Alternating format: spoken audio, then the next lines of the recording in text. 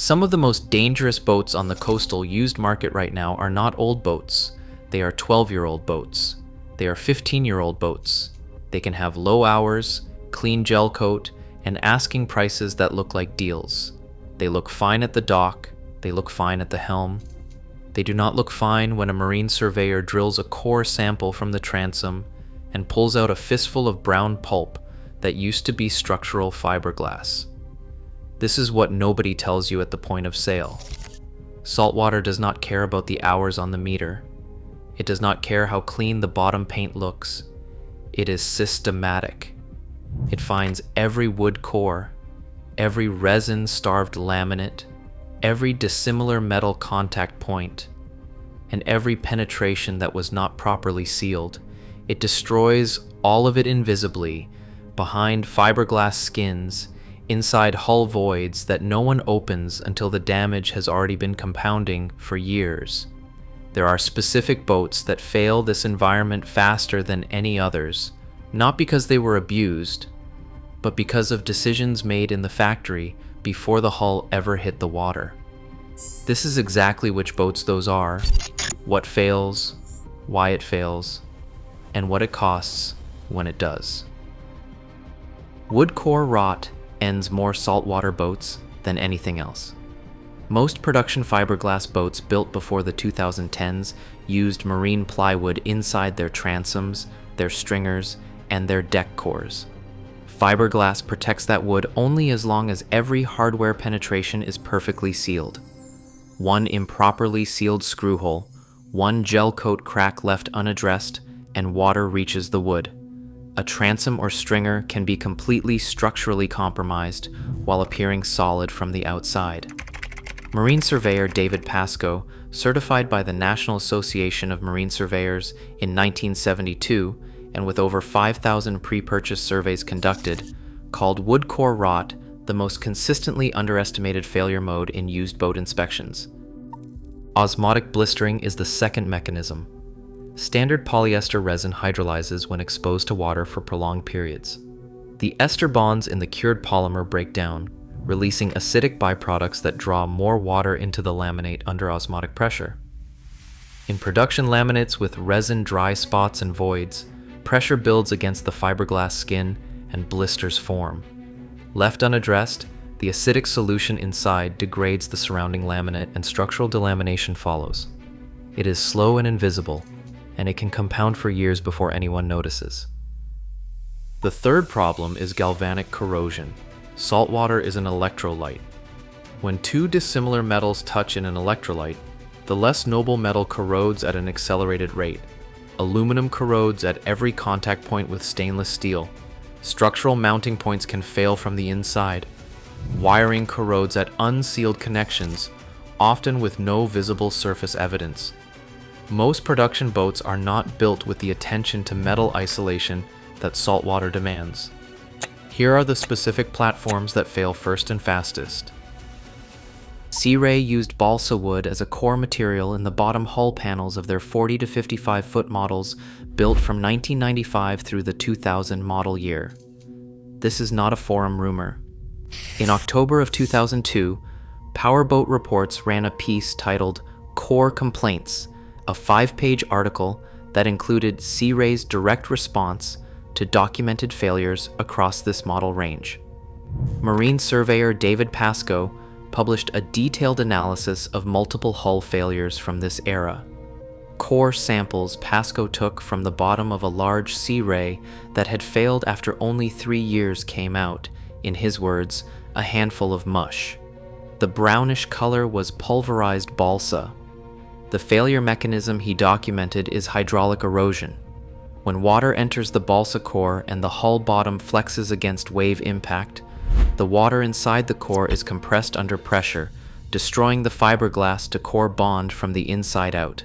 Sea Ray's response to Powerboat Reports blamed marine surveyors for providing incorrect information and cited classification societies as endorsing balsa construction without disclosing that Sea Ray held no certification from those societies.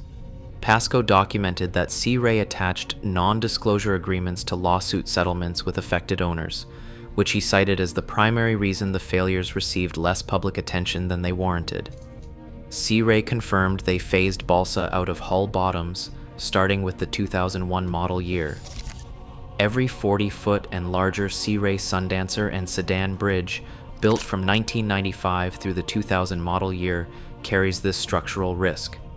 Full hull bottom wreckering on a 40-plus foot vessel is one of the most expensive structural repairs in recreational boating.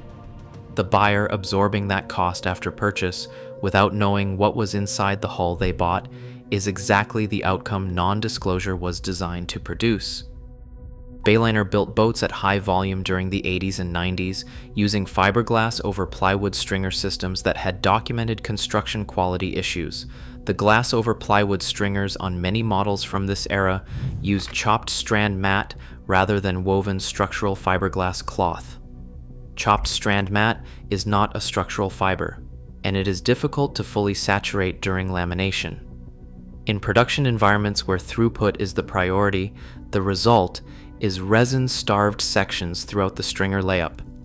A certified Florida marine surveyor published a documented case study of a 1990 Bayliner 4,387 motor yacht at Clayton Marine Surveys, finding stringers with visible buckling under engine mount loads, resin-starved laminate sections, and material degradation confirmed by percussion testing and moisture meter readings. The stringer profile documentation also showed hard spots where stringers butted against the hull skin without adequate fillets, creating stress risers that propagate cracking under impact loading.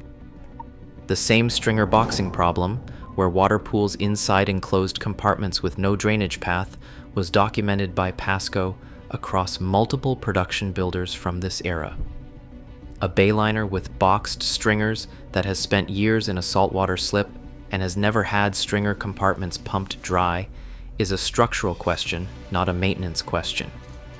The repair to address combined stringer and transom failure on a boat in this class, confirmed across multiple independent marine repair shops, runs between $15,000 and $25,000, when both engine stringers, the transom, and the bilge floor require rebuilding simultaneously. Subscribe if you want more insider information and more maintenance tips. Sea Hunt builds production center consoles at volume using wood core stringers and transoms as standard construction. For a trailered boat that is rinsed after every use and stored dry between trips, a properly maintained wood core stringer system can perform for years. The problem is specific. A wood core stringer system in a boat stored in a saltwater slip long-term is a different structural situation. Water enters wood core stringer systems through fastener penetrations, gelcoat cracks at the transom connection, bilge water accumulation in inadequately drained compartments, and deck hardware mounting points above. A marine surveyor at Seaworthy Survey and Consulting documented that boats with wood core stringers stored in water show consistently higher moisture levels than boats stored dry, and that elevated moisture left unaddressed leads to ROT, delamination of the fiberglass tabbing from the stringer face, and eventual loss of structural integrity at the engine mounting points. Transom replacement on a center console in this size range runs between $4,000 and $10,000 before stringer work is addressed. Sea Hunt builds a competent trailerable boat. The ones flooding the coastal used market were not owned by trailer boaters. This category covers the majority of the recreational fiberglass boat market from the 1980s through the early 2000s. Builders across the entire volume production segment built hulls from standard polyester resin without vinyl ester barrier coats, because standard polyester cost roughly 1/3 the price of vinyl ester, and the buyer could not see the difference on a showroom floor. The chemistry difference is not cosmetic. Vinyl ester resin resists osmotic water absorption significantly better than polyester because its molecular structure does not contain the ester linkages that hydrolyze in water contact. Epoxy resists it better still. A polyester laminate with production voids and resin dry spots absorbs moisture at those weak points from the first season in saltwater. Practical Sailor conducted a detailed investigation of osmotic blistering mechanics with marine surveyor Jonathan Klopman They documented that while 60% of surveyors trusted their moisture meter readings most of the time, the majority acknowledged the meter could not predict whether blistering had initiated below the surface. That gap between meter reading and actual laminate condition is where boats built with polyester resin and no barrier coat carry their hidden risk. A professional blister repair on a hull with moderate osmotic damage requires haul out, bottom paint removal, extended drying, chemical washing, and full epoxy barrier coat application. On a 30-foot hull, material costs alone run between $4,000 and $8,000 before labor. On a hull where the laminate has structurally delaminated, the repair becomes a structural rebuild. Rinker Boats was founded in 1945 in Syracuse, Indiana, and built recreational boats for 75 years. Polaris Industries acquired the brand through its purchase of Bennington Marine in 2018. In April of 2020, Polaris announced it would immediately cease production of Rinker, Striper, and Larson FX at its Syracuse plant, citing market dynamics and the impact of the pandemic. That announcement is confirmed on the Polaris corporate newsroom. Polaris stated at the time it would continue to provide customer service and parts support for existing Rinker boats, and it said it would honor outstanding warranties. That statement was made in April of 2020. It is now 2026. 6 years have passed since the last Rinker hull was built. A saltwater boat is a system, not just a hull. Outdrives, raw water cooling circuits, electrical harnesses, and proprietary components all require replacement parts over the vessel's service life. In saltwater, that timeline accelerates because corrosion works on every metal component simultaneously. Independent marine repair technicians have documented that parts availability for discontinued brands typically begins degrading within 3 to 5 years after production ends. For a Rinker in a saltwater slip, that timeline is not theoretical, it is already in progress. A Rinker that is discounted because it is a discontinued brand is discounted for exactly the reason you should not ignore. Every boat on this list represents a specific construction or continuity decision made before or after the hull left the factory. Balsa-cored bottoms in large offshore hulls. Resin-starved plywood stringers without structural glass encapsulation. Wood core transoms in center consoles stored in saltwater slips. Polyester laminate without osmotic barrier protection.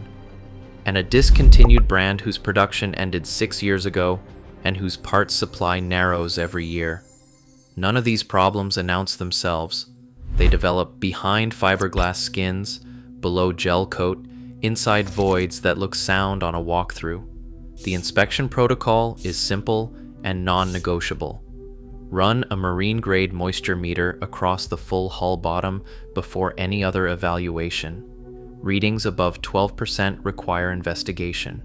Readings approaching 15% require a certified marine surveyor and core sampling before money moves. Pull the bilge panel. Trace every drain line to confirm it exits overboard, not into the bilge.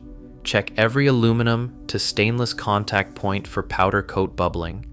Ask how long the boat was wet, slipped versus dry stored. Get compression tests on every engine.